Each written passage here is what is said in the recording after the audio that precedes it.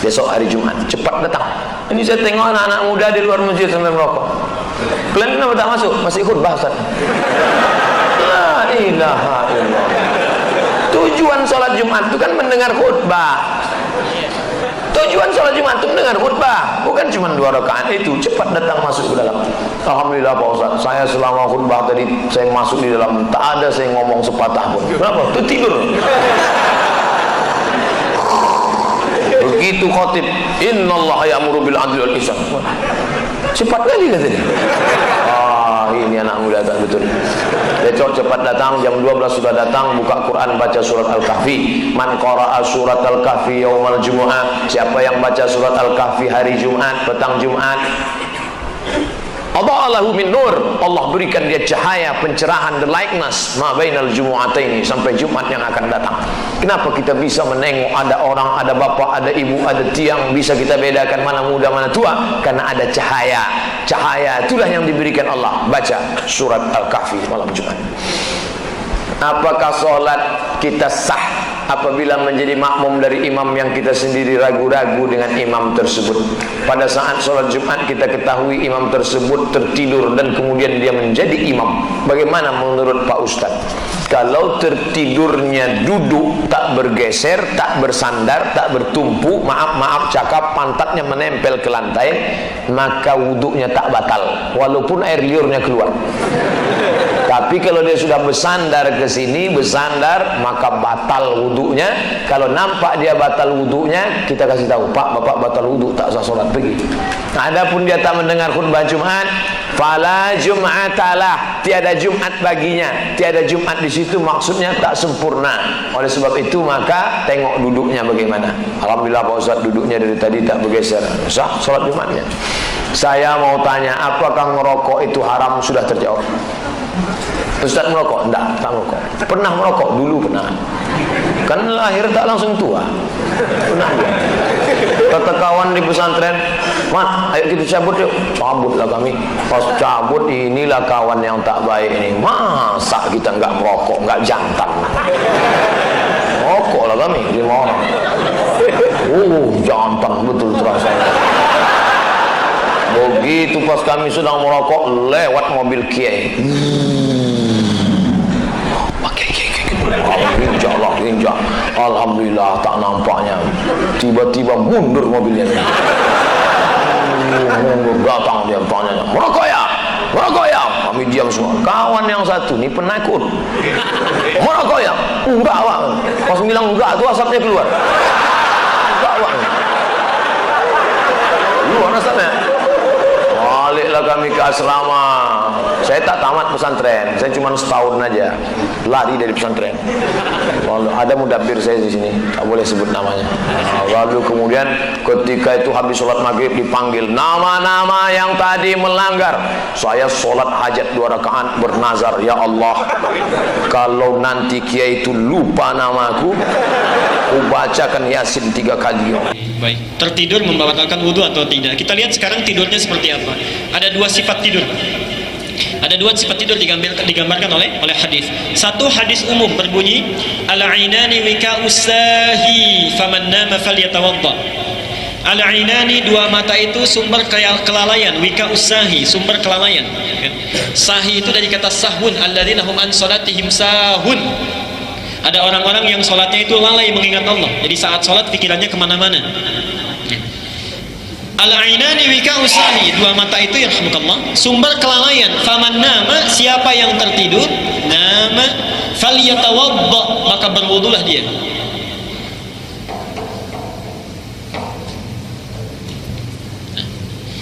Hadis ini memberikan isyarat bahwa ada 2 hal yang penting di sini. Sebagian ulama memahami orang-orang yang tidur selama apapun atau sesingkat apapun, kalau dia sudah tertidur maka tidur itu membatalkan wudunya. Jadi wajib dia untuk berwudu kembali. Ini pemahaman di satu hadis, dari hadis ini. Mayoritas ulama memahami hadis ini karena diawali petunjuknya dengan mata itu sumber kelalaian. Ini memberikan kesan bahwa orang yang tertidur dengan tidurnya, waktu tidurnya melupakan beberapa memorinya sehingga membuat dia menjadi lalai, lupa. Maaf ya, ada kan yang tidur ketika dibangunkan linglung, Ya, nah itu diantara maknanya. Jadi kalau kita dibangunkan tidak sadar, berwudu. Tapi kalau ada seseorang yang dalam keadaan tidurnya misalnya masih bisa terjaga dengan baik, waktunya tidak terlalu lama, maka mazhab Maliki memandang tidur seperti itu tidak membatalkan wudu. Misal antara adzan dan iqamat kita sedang zikir tiba-tiba mengantuk, ya, tertiduran seperti ini kemudian terbangun, yang sering banyak terjadi contoh mudahnya khutbah Jumat, kan? Yang ketawa itu pengalamannya paling kencang. Saat khutbah Jumat kemudian kita tertidur, kan ada tidur macam-macam itu. Ada tidurnya yang cuma merem tapi masih mendengar, kan? Walaupun masuk telinga kanan keluar telinga kiri masih nyangkut. Tapi ada yang tidurnya memang tidur lalai. Dia tidak mendengar sama sekali, keluar juga suara linglung. Yang seperti itu jangan malu, keluar wudu lagi. Hadisnya falyatawadda. Nah, dari hadis ini Bapak tinggal melihat kira-kira ada di posisi mana. Kalau tidurnya seakan melalaikan aktivitas kita maka berwudu lagi. Kalau tidurnya sejenak hanya sekedar kita memejamkan mata tapi masih bisa terjaga, maka mayoritas ulama memandang tidak perlu dia wudu lagi. Jelas ya? Silakan Pak. Assalamualaikum.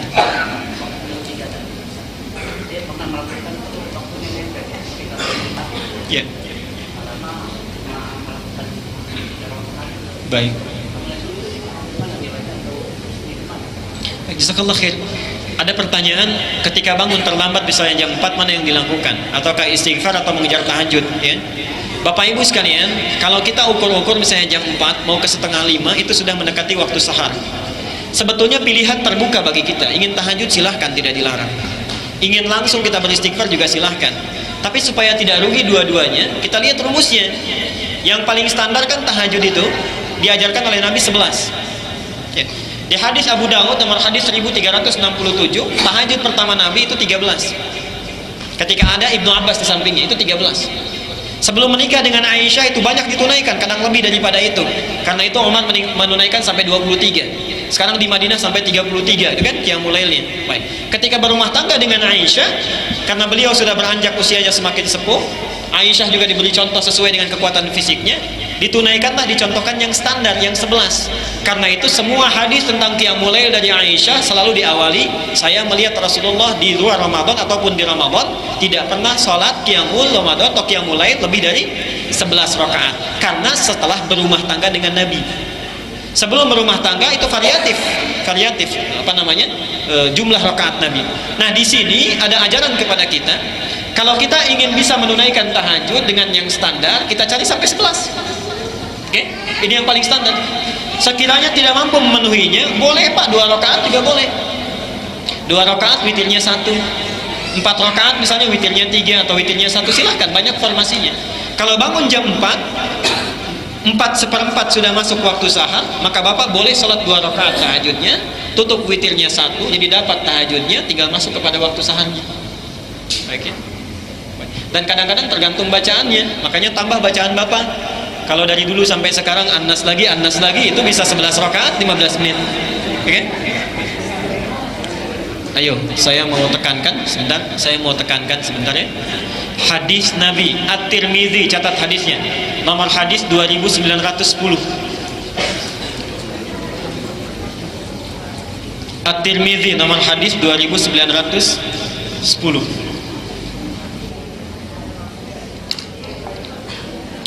Man qara'a harfan min kitabillah, siapa yang membaca satu huruf saja dari kitabullah, kan? Falahu asyru hasanatin, maka baginya 10 kebaikan, kan? Walam aqul, dan saya tidak menyebutkan alif lam mim harfun. Alif lam mim itu satu huruf. Walakin alifun harfun, lamun harfun, mimun harfun. Tapi alif adalah satu huruf, lam satu huruf, mim satu huruf. Kan wal hasanatu bi asyri amsalihha, sedangkan satu kebaikan itu digandakan menjadi 10 kebaikan. Bayangkan. Hadis pertamanya. Hadis keduanya, perhatikan, nyambung ini ya. Hadis keduanya. Orang-orang yang nanti akan masuk surga di pembukanya, nanti disambut oleh malaikat, dibukakan pintu surga, dikatakan kepadanya, salamun alaikum bima sabartum. Selamat atas kesabaran yang telah kamu tempuh saat di dunia. Udkhuluha bisalamin aminin.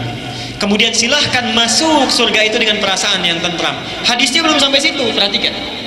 Ini surga ini ada tingkatan, ini tidak saya hapus. Tadi ada berapa level? 4. Jangan mudah mengucapkan 4. Di setiap level ini ada tingkatan lagi. Level 1 ada misalnya surga Aden, ada Firdaus, ada apa ini macam-macam. Setelah masuk ke pintu surga ini di sini diminta kita diibaratkan dalam hadisnya faqra warattil. Sekarang baca bacaan Quran kamu yang telah kamu baca selama di dunia itu. Telah kamu hafalkan. Warattil, kemudian baca dengan tartil. Fa inna akhira qiraatika akhira manzilatika. Akhir bacaan kamu disitulah tempat tinggal kamu. Itulah sebabnya anak-anak kecil yang kayak di Palestina, yang di Irak, di Afghanistan, di Afrika Tengah, di Sudan, di Darfur itu, kenapa menghafal Quran sejak kecil? Karena sudah digambarkan pada dirinya. Ya Allah, nanti kalau saya di surga saya ingin baca sampai tingkat yang paling akhir, karena hafalannya sudah didapatkan. Saya kalau sejak saat di Timur Tengah itu candanya anak-anak kecil itu kalau di Palestina itu 7 tahun gak hafal Quran, itu jadi aib di kalangan mereka. Nanti saling canda itu, kamu hafal berapa? Saya hafal sekian. Nanti saya sudah ada di atas, saya dadahin, kamu baru di atas, baru di bawah. Saya ingin tanya pada Bapak Ibu sekalian, sekiranya dimasukkan ke dalam surga, surat apa yang sudah kita persiapkan untuk baca? Dan tidak bisa ditukar dari belakang. Baca dari depan. Ayo, mumpung masih ada waktu, kita maksimalkan saat ini. Baca Qurannya, hafalkan Qurannya, dan dimotivasi oleh Allah. Subhanallah, lihat, subhanallah, satu hurufnya berapa kebaikan? 10 kebaikan. Lihat, alif lam mim, ada berapa huruf ini? 3. Dapat berapa di sini? Masih hitung-hitungan. Nabi kan tidak menyebutkan ini huruf 1. Nabi menyebutkan alif. Dalam bahasa Arab itu ada ilmu arud. Ilmu arud itu menuliskan seperti yang diucapkan. Ini hurufnya apa? Alif, tulisannya begini. Alifun harfun, berapa huruf? 3. Masih hitung-hitungan juga. Ini huruf apa? Hamzah. Sudah 4. Ini huruf apa? Ha. Jadi kalau kita hitung itu tidak akan terhitung sampai selesai. Saya ingin tanya, kalau dari satu huruf saja sudah dimotivasi oleh Allah mendapatkan banyak sekali kebaikan, belum juga tergerak untuk baca Quran, dengan cara apa lagi mesti dimotivasi? Disediakan mushafnya bagus, ada mushaf tajwid, mushaf tafsir, mushaf tahfidz, warnanya macam-macam, gurunya tersebar luas, bisa didapatkan dimanapun, rizkinya sudah diberikan, belum tersentuh juga untuk sekedar belajar baca Quran, dengan cara apa lagi mesti dipelajari, dan berapa lama lagi waktu yang dibutuhkan untuk sekedar belajar? Kelas Pak ya? Jadi malam nanti mau bangun jam berapa? Bagus pertanyaannya. Ibu kalau ada yang ingin bertanya, sungkan ditulis saja ya, dimajukan ke depan. Kalau tidak ada, saya nanti akan tutup. Dalam hal 11 rakaat ini ada 2 riwayat Pak. Formasi tahajud ini sangat banyak sekali formasinya. Di antara formasi tahajud yang disampaikan oleh Rasulullah, tercatat kepada kita, itu ada 2 cara menunaikan yang 11. Yang pertama bisa dilakukan dengan 4-4-3. Yang kedua bisa dilakukan dengan 2-2-3. Jadi 2 dulu baru kemudian 3 di akhirnya. Dan cara yang terakhir ini pun bisa ditempuh dengan 2 cara. Baik ya? Bisa 3 sekaligus, bisa 2 kemudian 1. Tapi 2 kemudian 1 ini agak lemah riwayatnya, karena ini penafsiran. Ya. Jadi salat witir itu dipandang witir ketika menyatu ditunaikan 3 rakaat. Nanti di Ramadan akan saya bahas lagi. Hadisnya nanti dipahami. Rasulullah SAW menunaikan syaf'i wal witr, gitu kan? Menunaikan yang genap dengan yang ganjil. Maksud genap yang ganjil itu bukan membagi 2 witir kepada genap kemudian ganjil, bukan. Maksudnya dalam 1 sampai tahajud itu dibagi 2, ada sholat genap, ada yang witir. Genapnya itu yang kita lakukan, misalnya kalau 11 bisa sampai 10, bisa sampai 8. Witirnya itu yang ganjilnya, kalau 8 witirkan 3, kalau 10 witirkan 1. Itu maksudnya. Jadi kalau Bapak ingin melakukan 4-4-3 itu juga bagus, ingin melakukan 2-2-3 itu juga boleh. Oke? Jangan kemudian kita saling memandang ini yang utama, itu yang tidak. Nah, bagaimana cara menunaikan di antara 4-4-3 dengan 2-2-3 itu? Dilihat kemudahan dan dilihat situasi dan kondisinya. Saya beri contoh begini, kalau situasi sedang kita tidak buru-buru, nyaman, lakukan yang 2-2-3. Kalau situasi kita sekiranya misalnya waktunya agak mepet, ya, kemudian masih bisa dilakukan 11 rakaat, lakukan yang 4, ya, 4-4-3. Karena kalau 4-4-3 berapa salam? Baik ya? Cuma 1 kali salam kan? Dari 4-nya 1 kali salam, 4 kedua 1 kali salam, 3-nya 1 kali salam. Dan tidak ada jeda duduk yang terlalu lama kan? Tapi kalau dua-dua itu kan setelah dua duduk sebentar naik lagi, dua duduk sebentar naik lagi, itu dilakukan dalam keadaan yang tenang. Tapi baik 4-4-3 ataupun 2-2-3, pertanyaan saya, kenapa dinamakan dengan tarawih? Padahal Nabi tidak pernah menyebutnya dengan tarawih. Nah, tarawih itu cara menunaikannya. Tarawih itu dari kata roha. Roha itu artinya sesuatu yang dilakukan dengan tenang dan nyaman. Jadi walaupun 2-2-3 ataupun 4-4-3, lakukan dengan tenang, jangan tergesa-gesa. Itu poinnya, Pak. Kalau tertidur dalam sholat, wudhu, di para ulama membahas masalah tidur. Mungkin masalah pembatalan. Jadi hubungannya dengan membatalkan wudhu. Jadi kalau kita dalam keadaan duduk, disebutkan dalam fikih madhab kita Imam Syafi'i, bahwa masalah orang tidur membatalkan wudhu atau tidak itu ada 8 pendapat.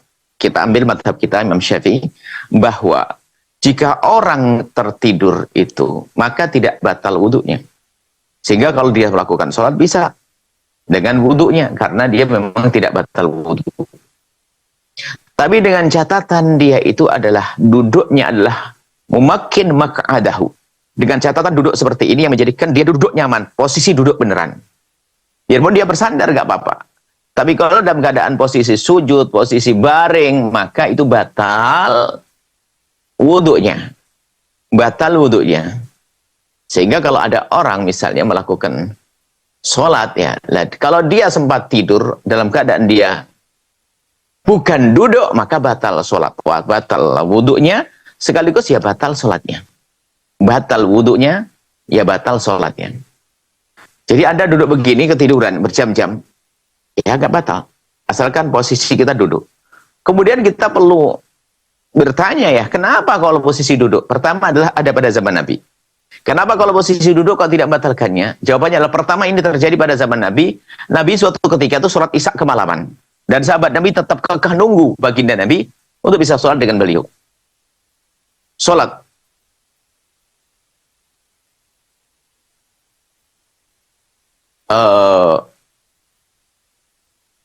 Jadi telat sampai isyanya kemalaman. Rupanya waktu Nabi datang itu para sahabat Nabi ada yang ngedengkur. Sampai dikatakan dagunya itu jatuh ke dadanya. Sampai bersuara. Kalau dagu jatuh ke dada, ini kira-kira tidurnya bagaimana? Kalau miring nggak bisa. Tidur, duduk. Kemudian setelah itu Nabi datang sholat dan mereka tidak disuruh untuk melakukan wudhu lagi. Maka ini difahami oleh madhab Imam Syafi'i bahwa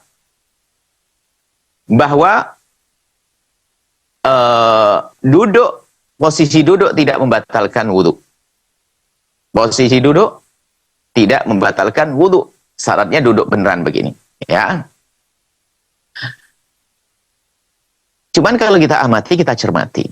Kenapa kalau kok beda antara duduk? Padahal pembahasannya adalah pembahasan hilang akal ya. Pembahasan kan hilang akal. Jadi yang membatalkan wudhu adalah hilang akal. Kan begitu ya. Hilang akal karena gila, karena mabuk, karena judi. Termasuk ini karena tidur. Nah, tidurnya ternyata tidur yang tidak memakin maq'adahu. Jadi kalau Anda duduk seperti itu, tidak batal wudhu kalau tidur di masjid dan sebagainya. Biarpun menyandar, biarpun sandarannya kalau ditindah kita jatuh, nggak apa-apa. Karena selagi posisi, mohon maaf, saya ingin menyebut itu gimana sih bahasa Indonesia yang cakep. Itu duduk pakai apa? Pakai kaki atau pakai? Itu saya ingin bahasa yang lembut itu. Ya, maka ya itu. Jadi kalau kita lagi mendudukkan di lantai, itu asalkan posisi duduk itu aman. Sebab kata Nabi al-ain wika usah, mata ini yang mengikat lubang belakang. Kalau mata ini tidur, lubang belakang bisa kebuka, maka mungkin sekali batal wudhu dia. Karena nggak bisa menahan. Dan karena akalnya sudah nggak ada, maka dia nggak malu. Mungkin tiba-tiba kita mendengar orang tidur buang angin. Dia tidur, kalau nggak tidur nggak akan buang angin, malu ada orang kiri kanan. Kalau sudah tidur dia nggak sadar. Dan ternyata para ulama mazhab Syafi'i khususnya itu mengatakan kalau selagi duduk begini nggak akan batal. Biarpun dia bersandar begini, saya sandar, nggak batal. Makanya kalau Anda ngantuk betul, kemudian di masjid, malas wudhu, ya jangan baring tidurnya, duduk. Biarpun bersandar tidak membatalkan wudhu, bersandar. Kenapa? Memang subhanallah ya, kalau kita cermati lebih dalam lagi, memang kalau orang posisi duduk begini, itu tertutup itu wilayah. Itu wilayah jalur belakang itu tertutup. Bahkan mungkin sederhananya, kalau seandainya Anda dalam posisi duduk memaksakan buang angin tanpa Anda harus merubah posisi, itu mungkin angin akan bersuara keras. Dan tidak mau keluar sebetulnya dia. Hanya menjerit dia. Nah, tapi, kalau ini posisi subhanallah, makanya kalau kita amati kok sampai begitu ya, ulama ini cara mengamatinya itu, jadi memang kalau sudah posisi duduk itu aman. Nah ini makanya tidak usah ragu bahwasanya, kalau Anda duduk begini tidak akan